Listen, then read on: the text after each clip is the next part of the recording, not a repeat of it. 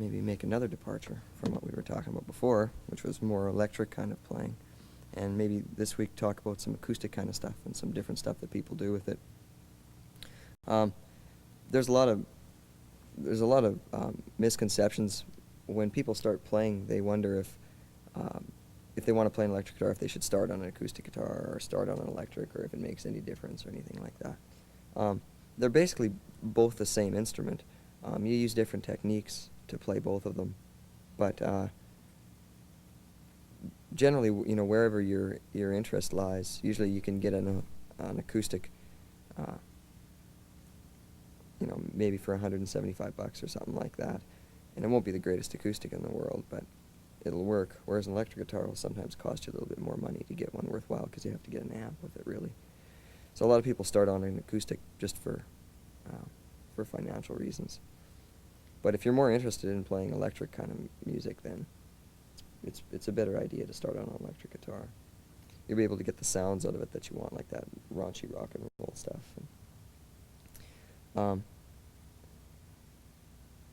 The acoustic stuff I want to talk about today is sort of along the lines of Michael Hedges or Alex DeGrassi or somebody like that. They're sort of kind of different things to do with the guitar. They don't use an electric, so they don't tend to use a whole bunch of effects processing, like distortion and chorus and reverb and all that stuff. What they do is they use different tunings on the guitar and different kind of acoustic techniques. A lot of times they're just playing solo and there's no band, and they play a bouncy kind of a thing. But before I show you that, I'll give you some tuning notes so that we can get started. Here's a low E. And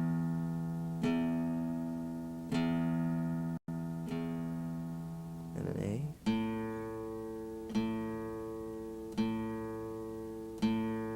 D.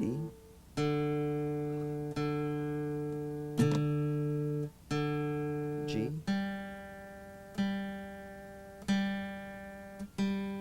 B.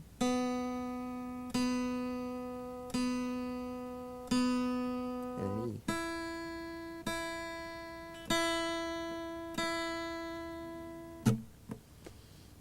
Okay, maybe I'll talk to you a little bit about tuning and a couple different ways to look at tuning.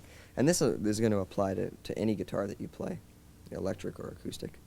The standard way to tune something is to get a reference note, to get an E off of a piano or a pitch pipe or something like that, and play it at the 5th fret and play the string underneath, and tune the string underneath so that it's the same pitch as the fretted note.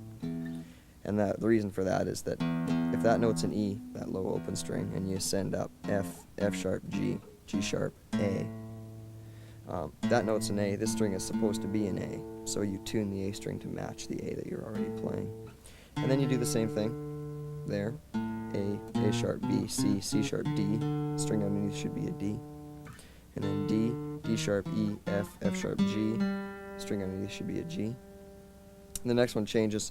You fret 1 fret lower, because the next string you want is a B, so G, G sharp, A sharp, B. And the final one is the high E again, B, C, C sharp, D, D sharp, E. Now the problem with tuning like that is that you select one reference note, and then you tune off of that. And it's natural to assume that you're gonna have error every time you tune one string to another one. You're not going to be exactly on. So what happens is you tune the E string, and you tune the A string to the E string, and you have a little bit of an error. And then you tune the D string to the A string, and you have a little bit of an error. And then you tune the G string to the D string, and you have a little bit of an error. And those errors start to build up until finally you listen to your low string and high string, which was both supposed to be E's, and they're not. One's slightly sharper, one's slightly flatter. And there's a couple things that you can do to avoid that, to double check yourself, or a couple different approaches to tuning you can take. One is to tune with harmonics, and a lot of people do. that kind of a harmonic check. But the same problem occurs there. You build up that error because you tune the low E string and then you tune each string off of it until finally you end up at the high E string.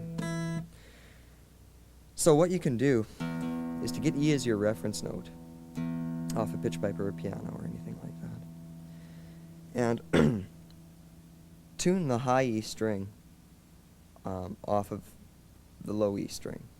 And the way you do that is by using these harmonics.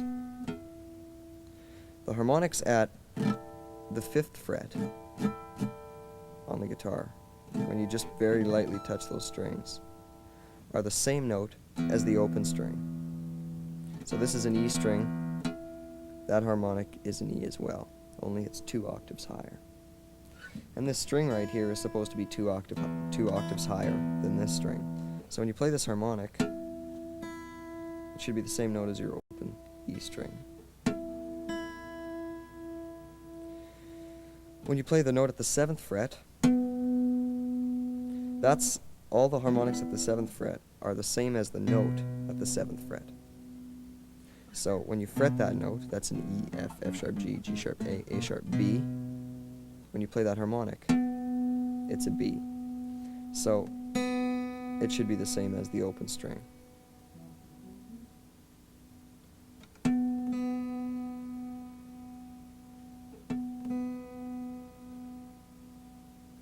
It's real close there.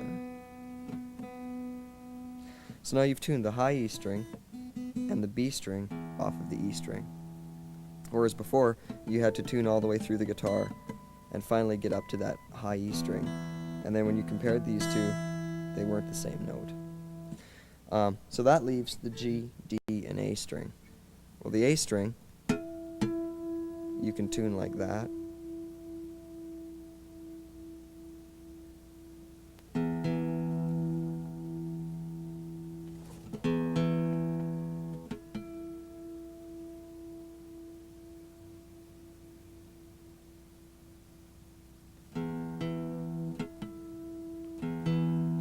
Now you've tuned the A string, the B string, and the E string all to the E string. So you've had the same point of reference every time you've gone to a string. Now what you can do with the D string is to tune the D string to the A string.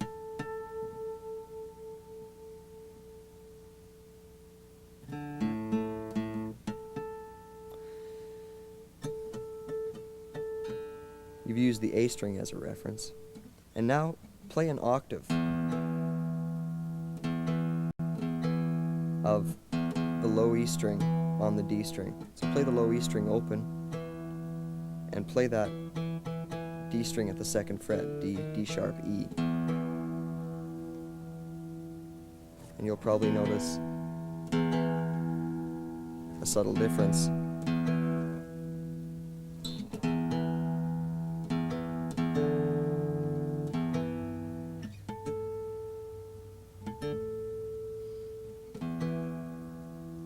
Now that D string is in tune with the E string, and the A string is in tune with the E string, and the E string is in tune with the E, and the B is in tune with the E.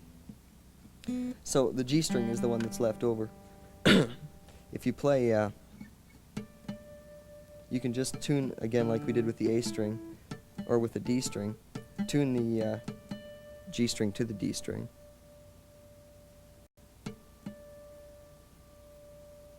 And then play an octave. Play the G on the low E string, and play the open G string. You'll see that there's a little bit of a difference there. So you can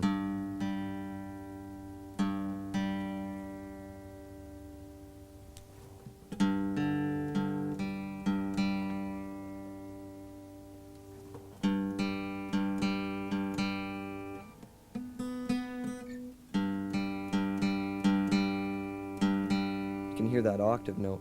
Now you've tuned all of those strings off of one reference note, and the whole guitar will be in tune with itself. If you tune this low E string wrong in the first place, the guitar will be out of tune with someone else. But at least when you're playing a chord, the chord's in tune with all the strings that are around it on the one guitar. And especially if you're playing like just a solo acoustic thing, sitting around trying to play, it's real bad when strings are out of tune, even slightly. The chords don't sound, sometimes you don't even hear them really ugly sounding, or like that.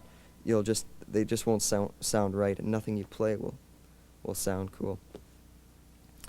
So now you've got all these strings tuned to one reference note, and you can check yourself using any of those tuning methods. And you'll notice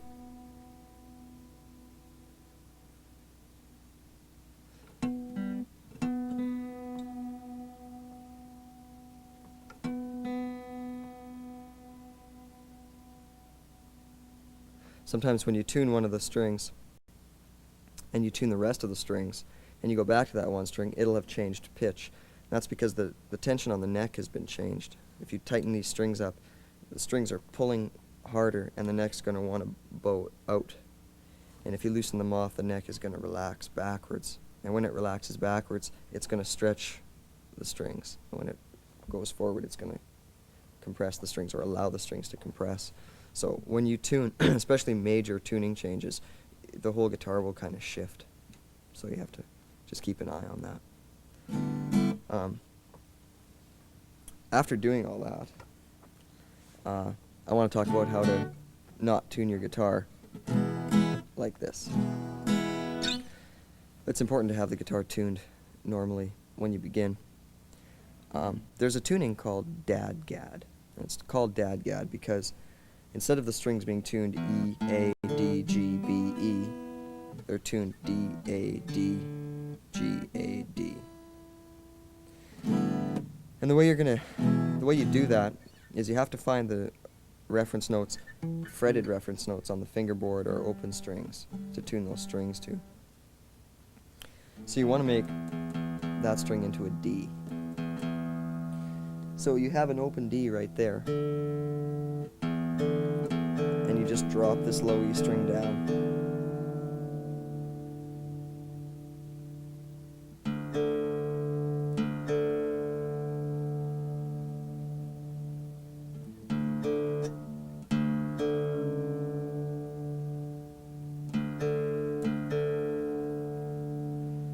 You want to turn the high string into a D, dad, gad. So you do the same thing.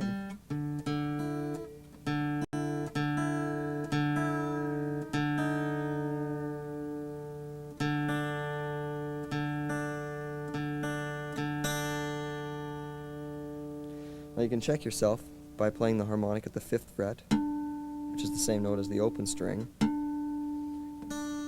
and that high string that you just tuned, and you'll get a D 2 octaves higher and a D there.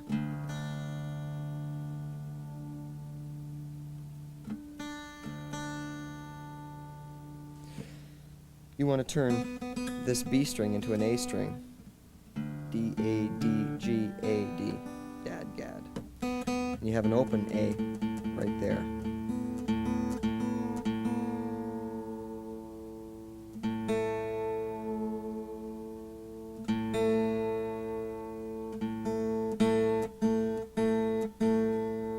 And you can check it with this A.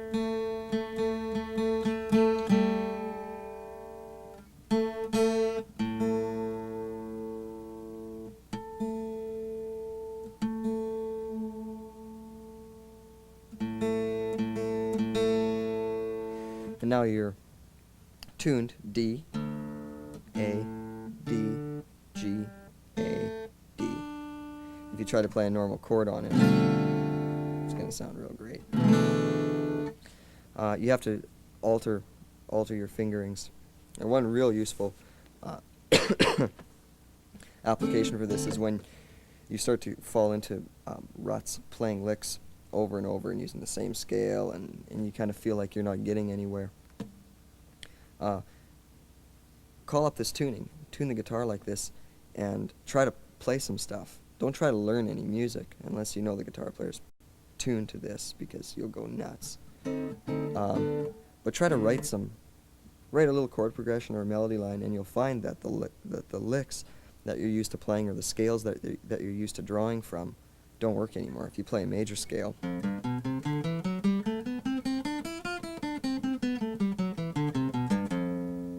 it doesn't sound like a major scale anymore, or a blues scale.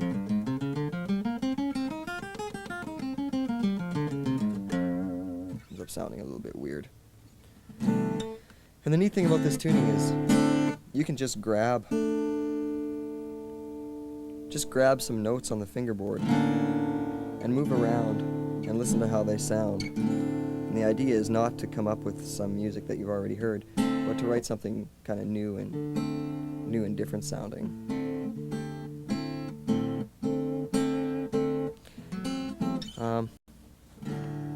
See, maybe I'll play something for you. It uses a different tuning again, and this stuff I just kind of, well, the dadgad thing is a lot of acoustic players use it, but this is just something that I was playing around with, and I'm going to tune the B string back up to a B instead of being at an A.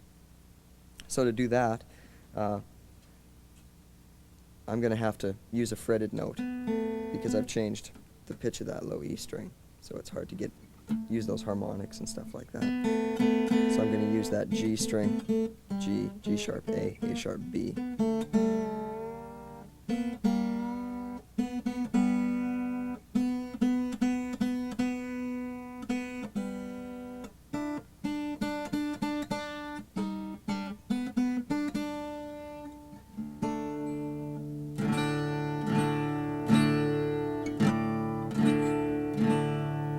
Okay. Now if you look at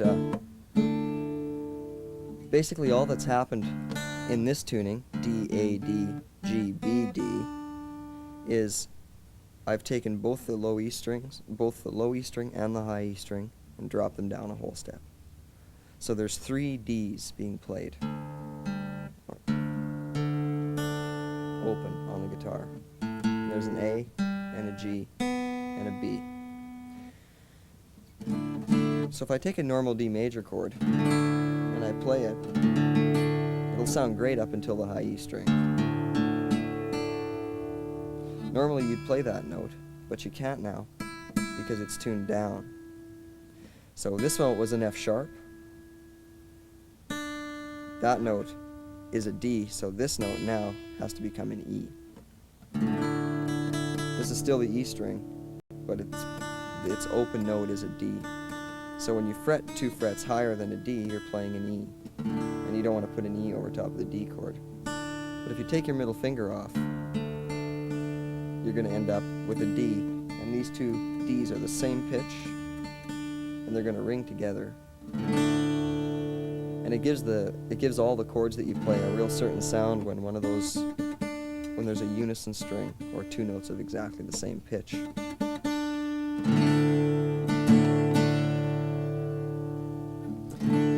Maybe I'll play something using this.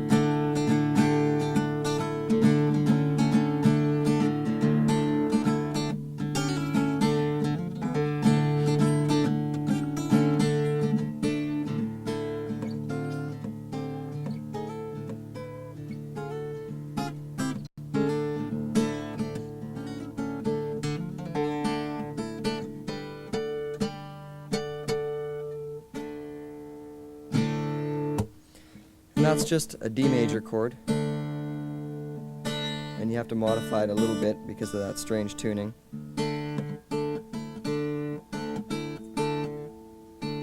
when I wrote those chords, I just sort of randomly put my fingers down and moved them around until ugly chords turned into nicer sounding chords.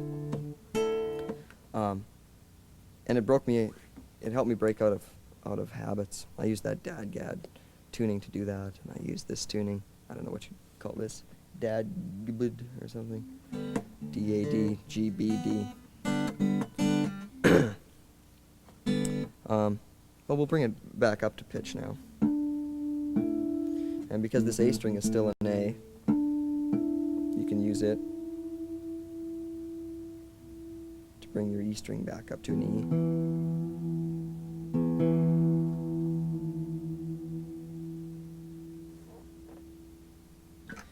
And now that E is an E.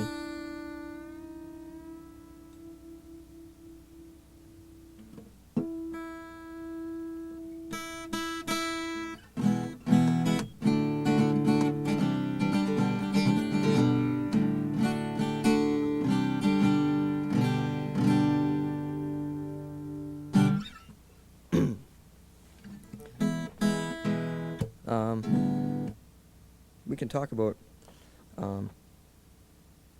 sort of some classical sounding stuff. I'm not playing this on a classical. It sounds a little softer, a little mellower. But if you take a major chord, an E major chord like that,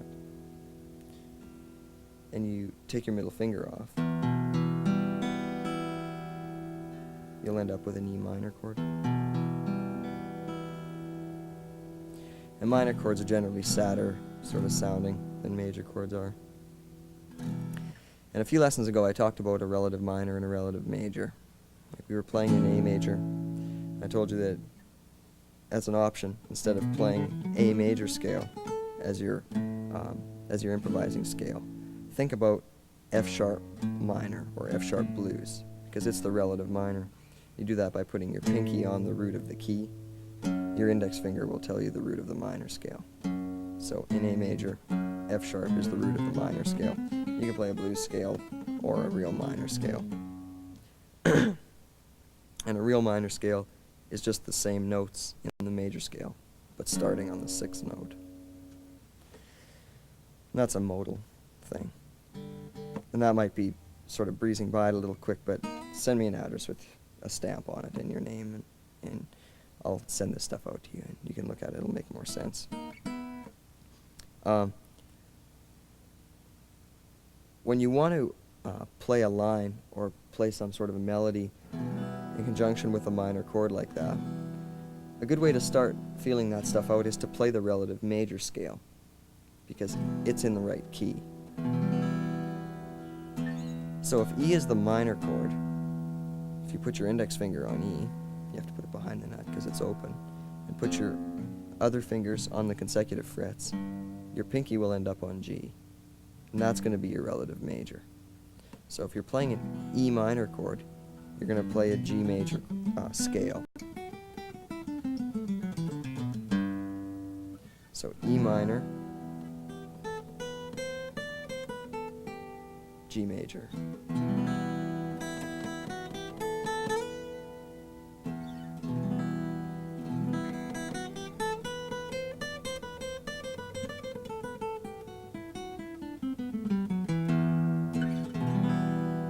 And that's the form 3 scale.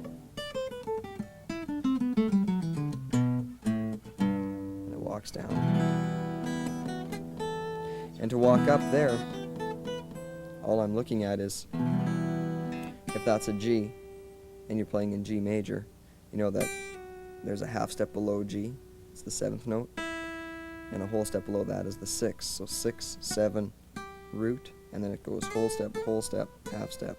And by the time you're there, you're into the position to play, excuse me, you're into the position to play that form 3 major scale.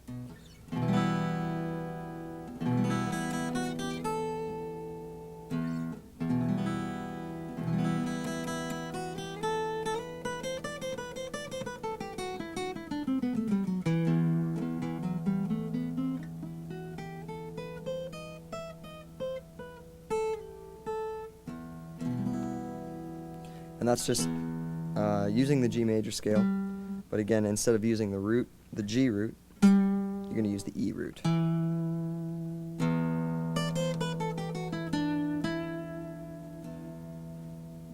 Or